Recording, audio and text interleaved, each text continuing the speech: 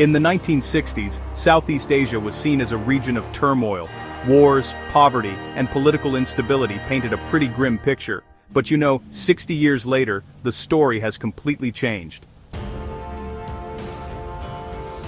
Today, Southeast Asia is actually one of the fastest-growing regions on Earth, a place where megacities rise from jungles, factories hum through the night, and digital startups compete with Silicon Valley.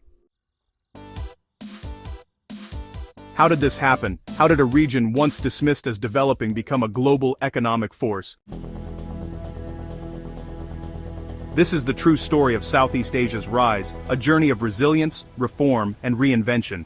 The year is 1975. The Vietnam War has ended, economies are struggling, and most of the region relies on agriculture. The Philippines, Indonesia, and Thailand depend on exports like rice, sugar, and coconut. Malaysia and Singapore are only beginning to industrialize. But something crucial happens. Leaders begin to understand that trade and stability are the foundation of progress. In 1967, 5 nations formed ASEAN, the Association of Southeast Asian Nations, not as a political bloc, but as a promise that cooperation was stronger than competition. At first, the results were modest, but over the next 5 decades, that alliance would transform everything. In the 1980s and 1990s, while much of the world focused on China's rise, something quieter was happening to its south. Countries like Malaysia, Thailand, and Indonesia opened their doors to foreign investment. They offered cheap labor, tax incentives, and political stability. Triad and global companies took notice. Electronics giants like Sony, Intel, and Samsung built factories. The region became part of the world's supply chain, not just assembling goods, but learning how to build them better. In Vietnam, after years of isolation, the government launched Doi Moi, renovation. It turned a socialist economy into a market-driven one. The result? In just one generation, Vietnam went from one of the poorest nations on Earth to one of the most dynamic manufacturing hubs in Asia. But factories alone didn't make Southeast Asia rise. The region had something no machine could replicate: its people. More than 680 million citizens, mostly young, educated, and connected. In cities like Jakarta, Manila, and Ho Chi Minh, millions of young professionals now fuel a middle class larger than the population of the United States. Education improved, infrastructure expanded, and digital literacy exploded. By 2025, Southeast Asia is projected to have over 450 million internet users, most of them under the age of 35. This isn't just a workforce, it's a generation of creators, engineers, and dreamers. As smartphones spread, so did ambition. Companies like Grab, Gojek, Shopee, and Lazada did more than just deliver rides and packages. They created new economies. Digital banking, e-commerce, and fintech have, honestly, turned the region into one of the fastest-growing digital markets on Earth. In 2023, the Southeast Asian digital economy passed $200 billion, and, well, it's still growing at double-digit rates every year. And, unlike older economies, this growth is mobile-first. Even rural communities leapfrogged straight into the digital age, skipping landlines, skipping desktops, and connecting directly through smartphones. Southeast Asia's rise wasn't smooth.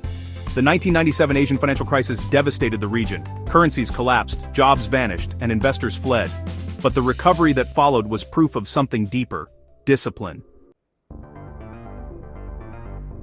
Countries restructured debt, strengthened banks, and diversified industries. By the early 2000s, they were stronger than before. This time, the growth came from manufacturing and services, tourism and technology.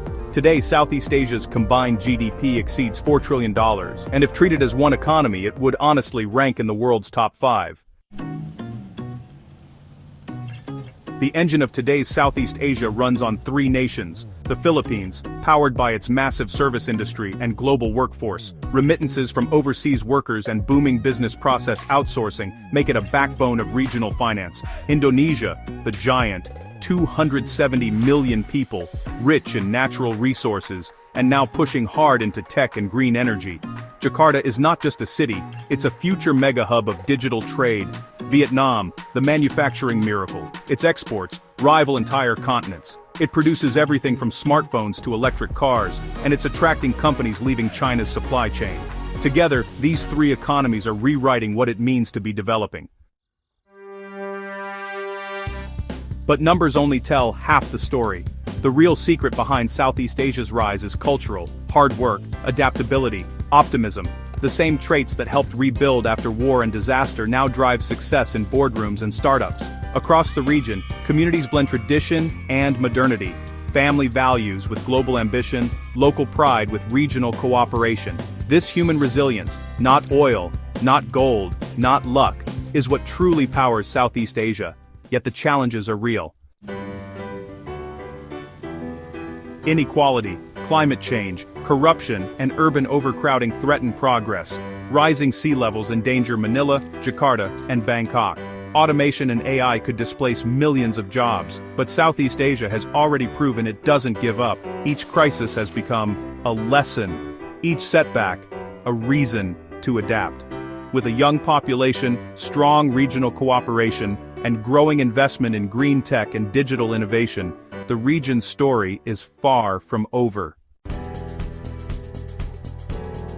Today, global powers are shifting their focus toward this region. Factories move here, trade routes pass through here, and investors chase its momentum. By 2030, Southeast Asia's middle class could reach 350 million people, a consumer market larger than the European Union. It's no longer the next economic miracle, it is the economic miracle of our time. From Manila to Hanoi, Jakarta to Singapore, Southeast Asia's rise wasn't sudden, it was earned. Through decades of perseverance, unity, and reform. It reminds the world that power doesn't always come from size or wealth, it comes from people, ordinary citizens who refuse to stop building, dreaming and believing in better days. This is Southeast Asia, resilient, ambitious, and ready to lead the future. And maybe that's the most remarkable part of all, how far this region has come without forgetting where it started. Southeast Asia isn't just a market or a manufacturing hub. It's a living example of what happens when nations find strength in diversity, hundreds of languages, thousands of islands, dozens of religions, and yet a shared belief that progress is possible. From farmers adapting to climate change to young coders building global apps from tiny apartments, the transformation is happening at every level. What once divided countries, distance, culture, history, is now what gives them resilience. The world is finally noticing what people here have known for generations, that Southeast Asia doesn't wait for opportunity, it creates it. And as the balance of global power continues to tilt eastward, this region stands not as a follower, but as a force, shaping trade, technology, and ideas for the century ahead.